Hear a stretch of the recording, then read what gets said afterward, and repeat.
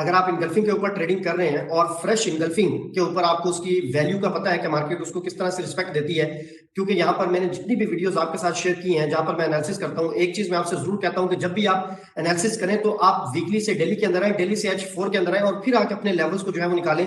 वो लेवल्स आपके बहुत ज्यादा पावरफुल होते हैं और 99% उसके अंदर ये होता है कि मार्केट आपको प्रॉफिट देती है।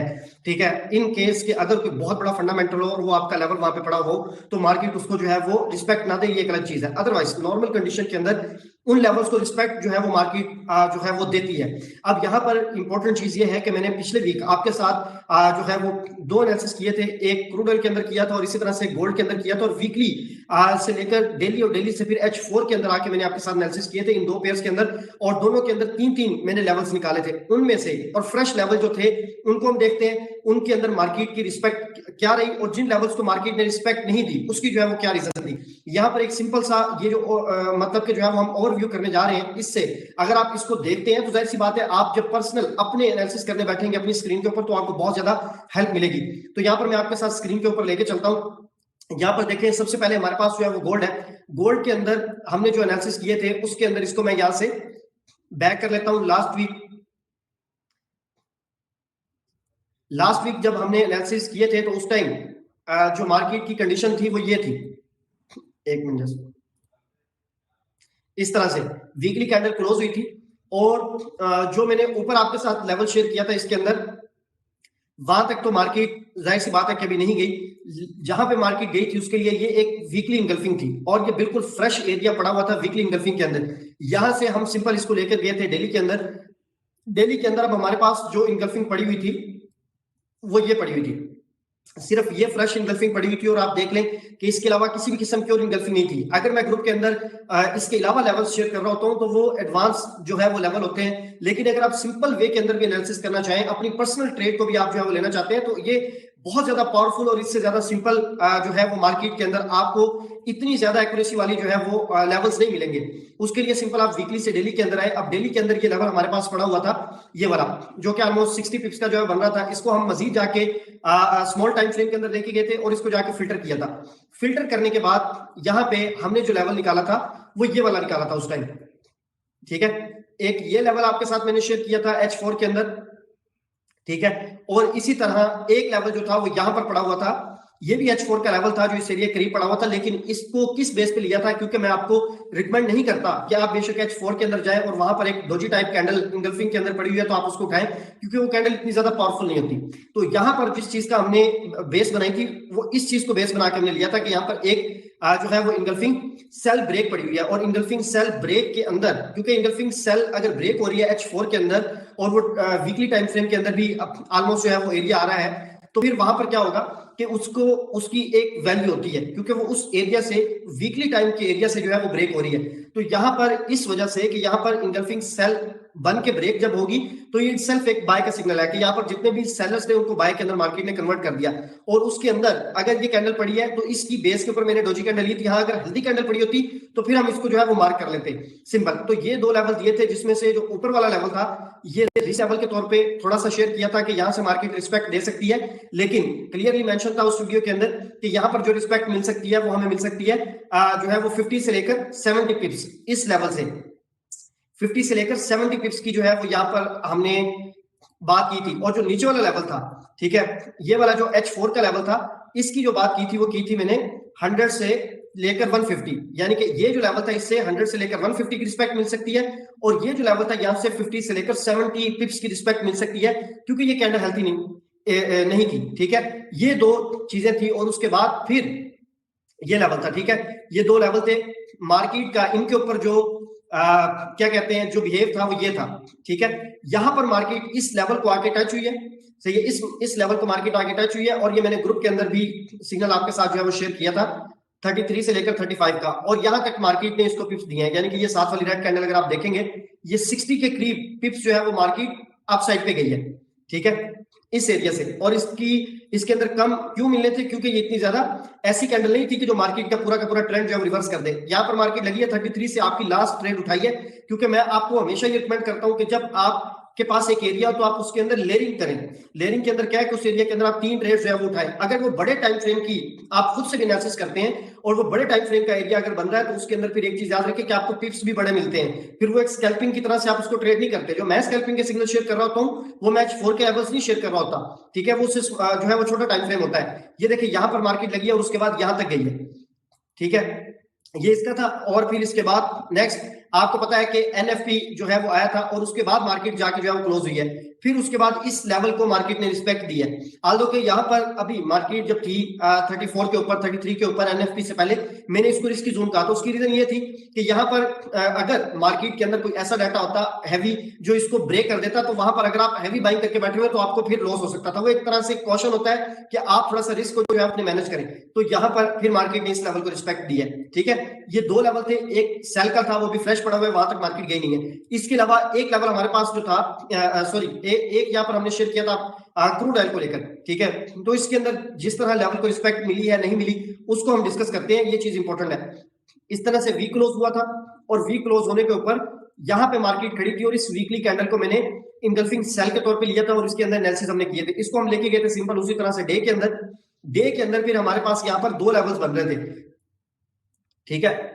एक लेवल यहाँ पर जो बन रहा था वो ये बन रहा था इनगल्फिंग बाय ब्रेक का, ठीक हो गया, और ये डेली के अंदर है। इनगल्फिंग बाय ब्रेक को डेली के अंदर अगर पड़ी हुई है, engulfing buy break, engulfing sell नहीं पड़ी हुई, तो इनगल्फिंग बाय ब्रेक को भी हम सेल के लिए जो है वो ले सकते हैं। और जाहिर सी बात है एरिया बड़ा होता है फिर इसको फिल्टर करना पड़ता है। अब जो इनगल्फिंग बाय ब्रेक है ये सेल के लिए क्यों यूज होती है, वही सिंपल चीज जो मैंने पहले बताई है। बायर्स के ऑर्डर थे, मार्केट ने बायर्स के ऑर्डर को कन्वर्ट कर दिया सेल के अंदर, तो वो इस लेवल से किया, इस जोन के अंदर से किया। फिर इसके बाद दूसरा जोन जो आपके साथ मैंने शेयर किया था वो इस डेली के अंदर आ रहा था, डेली जो इनगल्फिंग सेल थी इसके अंदर वो जोन आ रहा था, ठीक हो गया। अब इसको मैं पीछे से डिलीट कर देता हूं, ये था। अब यहां पर क्या हुआ कि इसको हम H4 के अंदर लेके जाते हैं, क्योंकि ये एरिया बड़ा था। अब वैसे तो डेली की जो इनगल्फिंग थी ये टेस्टेड थी क्योंकि मार्केट यहां से इसको बार बार प्रॉफिट देके जा चुकी थी, यानी कि इसको रिस्पेक्ट जो है वो देके जा चुकी थी। यहां से मार्केट गिरी थी 150 पिप्स, फिर यहां से गिरी थी, इस तरह से करके 2-3 बार मार्केट ने इसको रिजेक्ट किया था। फिर इस प्राइस लाइन से ऊपर हमने देखा था कि अगर कोई इनगल्फिंग पड़ी होगी तो उसको हम लेंगे, और उस टाइम इस इनगल्फिंग को हमने मार्क किया था, ठीक है। ये जो इनगल्फिंग सेल थी इसको हमने मार्क किया था। अब इसको यहां पर ये एक एरिया मार्क किया था और ऊपर से जो एरिया था वो सिंपल आपके साथ मैंने शेयर किया था कि यहां पर जो इनगल्फिंग सेल पड़ी हुई है ये बिल्कुल डोजी टाइप है, इसको हम नहीं लेंगे। उसके लिए दूसरी जो कंडीशन थी वो ये थी कि यहां पर H4 के अंदर इनगल्फिंग बाय ब्रेक जो है वो पड़ी हुई थी। ये देखें, ये रेड कैंडल जो पीछे से मैंने मार्क की है ये प्रॉपर इनगल्फिंग बाय बनी थी और इनगल्फिंग बाय बन के यहाँ पर ब्रेक हो गई थी। तो मैंने ये चीज आपसे कही थी अगर ये जोन बड़ा बन रहा हो, जिस तरह के ये जोन बन रहा था हमारे पास ऑलमोस्ट, अगर मैं इसके ऊपर क्लिक करता हूं तो यहाँ पर इसका प्राइस जो है वो शो करेगा। यहाँ पर आप देख सकते हैं 81.74 से लेकर 82.44 यहाँ पर इसके दरमियान से सेल था और ये बड़ा एरिया था। इसके लिए सिंपल मैंने ये बताया था कि अगर ये 70 या 80 पिप्स का एरिया बन रहा है उसका सिंपल तरीका ये है कि आप इसको उठाएं और इसको हाफ जो है वो आप मार्क कर लें। अब आपने क्या किया, इसको हाफ मार्क कर लिया। इस कंडीशन के अंदर क्या होता है कि अगर मार्केट नीचे से रिस्पेक्ट देके निकल जाती है तो इसका एक तरीका होता है, क्योंकि बेसिकली तो वो पूरा ही एरिया सेल का है। अगर मार्केट आपके लेवल में नहीं है, क्योंकि अगर आप पूरे लेवल में बैठेंगे तो आपका रिस्क इंक्रीज हो जाएगा, स्टॉप लॉस आपका बड़ा हो जाएगा। आपने लेवल छोटा कर लिया, अब मार्केट आती है इस एरिया के अंदर और मार्केट फॉर एग्जांपल यहां से ऊपर आई और ये यहां से स्टार्ट हो रही है, यानी कि इंगल्फिंग बाय जो है वो यहां से स्टार्ट हो रही है। अब मार्केट इसको रिस्पेक्ट देती है नीचे से, आपका जो मतलब कि आपने ऊपर एरिया रखा हुआ है सेल के लिए वहां पर मार्केट नहीं आती, यहां से रिस्पेक्ट देके फॉर एग्जांपल मार्केट नीचे आ जाती है, तो उस कंडीशन के अंदर फिर आप इसके अंदर ट्रेड नहीं लेंगे क्योंकि मार्केट इसको रिस्पेक्ट देके जा चुकी हुई है। वो तो आपके लिए नहीं आई क्योंकि आपने तो फिल्टर किया हुआ था, यानी कि उसको फिल्टर करके खुद से छोटा किया हुआ था। एक्चुअल जोन तो मार्केट रिस्पेक्ट देगी। अगर मार्केट ऐसी कंडीशन के अंदर होती है कि मार्केट यहां से डायरेक्ट ही आपके जोन के अंदर आती है, यानी कि यहां पर जो आप देख रहे हैं कि मार्केट नीचे आ गई है, ये नीचे नहीं आती, मार्केट डायरेक्ट आपके जोन के अंदर आती है और फिर वहां से आके मार्केट डाउन साइड पे आती है, तो वो फिर डेफिनेटली आपकी ट्रेड को पकड़ लेगी। अब ये दो लेवल थे, इन लेवल्स के अंदर जब मार्केट आई है तो इसने क्या किया है, यहां पर हम इसको देखेंगे, इसको जो है वो मैं H1 के ऊपर जो है कैंडल को ले जाता हूं। अच्छा, यहाँ पर ग्रुप के अंदर मार्केट ओपन होने से पहले मैंने आपके साथ एक चीज शेयर की थी, वो ये थी कि अगर मार्केट ओपन होती है गैप से, गैप मतलब के देती है और फिर ओपन होती है, तो फिर आप जो सेल का एरिया पड़ा हुआ है इससे आप अवॉइड करेंगे, ठीक है, क्योंकि ये नियरेस्ट एरिया था। अगर मार्केट गैप दे के ओपन होती है तो मेरी जितनी भी बैक टेस्टिंग है, जो मेरा एक्सपीरियंस है वो मैं आपके साथ शेयर कर रहा हूं, फिर जो पहला बाय सेल लेवल होता है मार्केट उसको उठाती है, यानी कि ये मोस्टली होता है, समटाइम नहीं भी उठाती, बहुत अच्छे प्रॉफिट दे देती है, लेकिन मोस्टली जब मार्केट गैप दे के ओपन हो और जो बिल्कुल नियरेस्ट एरिया पड़ा हो उससे आप बाय या सेल के लिए अवॉइड करें और उसके बाद नेक्स्ट लेवल के ऊपर आप ट्रेड को लें। तो यहाँ पर मार्केट गैप देकर जो है उस दिन ओपन हुई, क्योंकि ये गैप बहुत ज्यादा इंपॉर्टेंट होता है मार्केट के अंदर। मार्केट जब इसको फिल करनी आती है तो फिर मार्केट अपनी डायरेक्शन भी जो है वो समटाइम चेंज कर लेती है। यही रीजन थी कि यहाँ पर इसको एरिया को मार्केट ने उस तरह से प्रॉपर रिस्पेक्ट नहीं दी, ठीक है, गैप को कवर करने और मार्केट यहां से अप साइड पे निकल गई।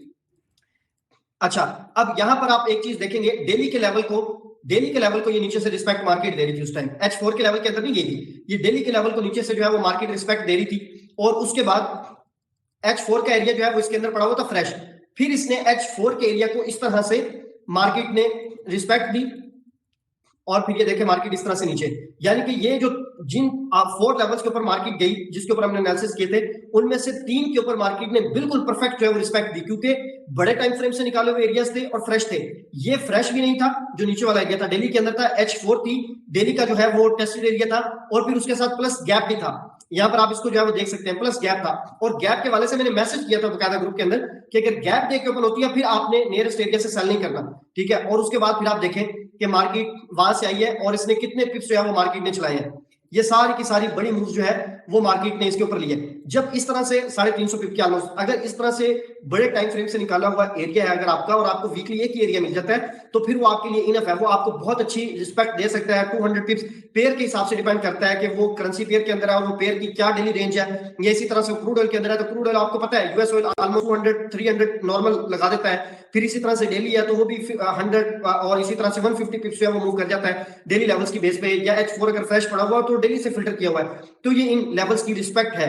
नेक्स्ट जो हमारा वीक आ रहा है, इसके हवाले से भी मैं वीडियो जो है वो आपके साथ शेयर कर दूंगा वीक स्टार्ट होने से पहले। अगर आप मेरे सिग्नल से हटके सिर्फ उन वीकली और डेली लेवल्स के ऊपर भी ट्रेड करना चाहें तो वो भी आपको बहुत अच्छी जो है वो रिस्पेक्ट देंगे इंशाल्लाह। तो ये बेसिकली इनगल्फिंग की पावर है कि इनगल्फिंग के ऊपर मार्केट का बिहेवियर क्या है, क्योंकि पूरी की पूरी मार्केट आप किसी भी लिहाज से इसको जो है वो देख लें, इंडिकेटर चार्ट पैटर्न्स लगा के जिस तरह से भी, ये मार्केट हर उस जगह से जिस इंडिकेटर को रिस्पेक्ट दे रही है, जिस चार्ट पैटर्न को रिस्पेक्ट दे रही है, जिस भी स्ट्रेटजी को रिस्पेक्ट दे रही है, वहां पे आपको इनगल्फिंग मिलेगी।